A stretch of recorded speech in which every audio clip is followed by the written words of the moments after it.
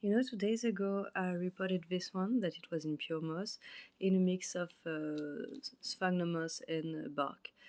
And I realized, because thankful to this one, it didn't like at all being in bark. I had so many dead roots in just 1 week from being in bark, and it was not even pure bark, it was like 70% bark, 30% sphagnum moss or something. I had so many roots desiccated. And it's just 1 week. you know? So, and I pre-soaked the bark before I use it, and it's just fucked my plants. So I'm back to sphagnum, pure sphagnum. I'm gonna show you what I had to cut from this one. Thankfully I just had to cut one root from this one. It's an expensive one, I don't want to lose it. It's a really beautiful waxy one. I'm gonna show you what I cut from this one. This is all I had to cut just in 1 week. You see all the damage from desiccation? It's just like fresh bark. Even if you pre-soak it, it's just dry your orchid so much.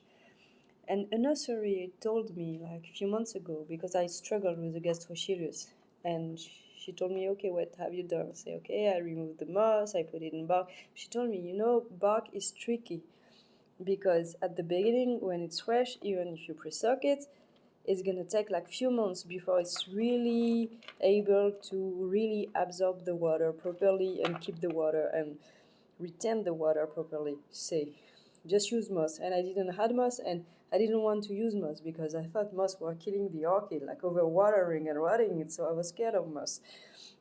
And you know what? It was never the moss who killed anything, it was always the bark. It's just desiccating, and then you have like this in the pot, and then you water again, and then this, what do you think it becomes? It's just a mold mess. And sorry for the kids screaming. Is it Halloween? Not yet, I think. I don't know. And yeah, and then it's just fungal infection and problems. So from now on, I won't use bark anymore with my Phalaenopsis. It will be pure moss. I'm gonna be careful with watering. Maybe I will need to water only every 2 weeks and not every weeks.